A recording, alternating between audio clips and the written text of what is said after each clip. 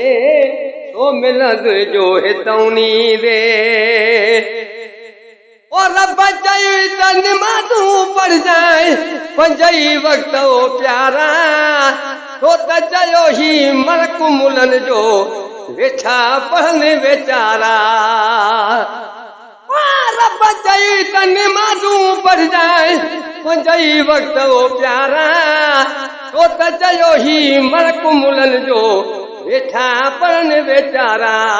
HIFU हुजई न टोक कंदे नेठ मालिक सां बि मोड़ी दे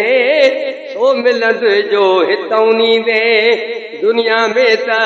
दलेरो बणे पर अॻिते हलाए छा थींदे सो मिलंद जो हितौनी दे दुनिया में त दलेरो बणे पर अॻिते हलाए छा थींदे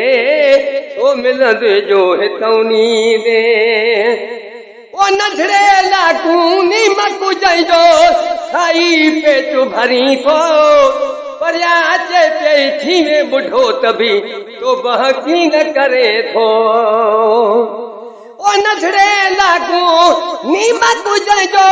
खाई पेट भरी थो परिया अचे पई थीवे ॿुढो त बि तो बहकी न करे थो तू महिमान घड़िया पलक जो वरी पंहिंजे वतन मोटी वेंदे सो मिलंद जो हितौनी दे ॿुधो दुनिया में त दलेरो बणे पर अॻिते हलाए छा थींदे सो मिलंद जो हितौनी दे ओ मिस्कीननि जा माल चोराए बदड़नि खे थो खाराई काथो सी पर धनो आ तोखे चोथो वेल विहावी ओ मिस्कीननि जा माल चोराए बदड़नि खे थो खाराई काथो सी पर धनो आ तोखे चोथो वेल विहाई क़यामत जे ॾींहुं का बि बदन में क़यामत जे ॾींहुं का बि बदन में भाव उमेद न भाई दे सो मिलंद जो हितौनी दे दुनिया में त दलेरो बणे पर अॻिते हलाए छा थींदे सो मिलंद जो हितौनी दे ओ दातर तोखे ॾाढो करे कभी हो मर्ज़ी वारो परवर इंसान बनाए तूं ॾई की सोभारो हाय दातर तोखे ॾाढो करे कभी हो मर्ज़ी वारो परवर इंसान बनाए तूं ॾई की सोभारो शरफ तुंहिंजो हर शइ खां मथे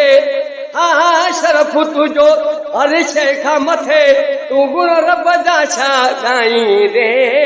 सो मिलंद जो हितौनी दे दुनिया में त दलेरो बणे हाय दुनिया में त दलेरो बणे पर अॻिते हलाए छा थींदे सो मिलंद जो हितौनी दे ए परदेसी मुल्क पराए ते नाज़ो न हरगिज़ कर को मिट बटे मेहमानो रही पो इतनो लजीदो हर को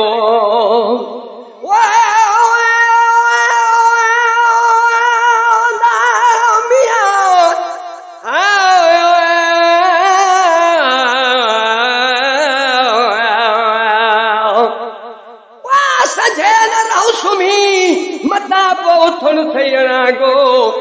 हू जी हूं गलाए बीवाई कुल विसार ॿाहिर बाफन निकिरे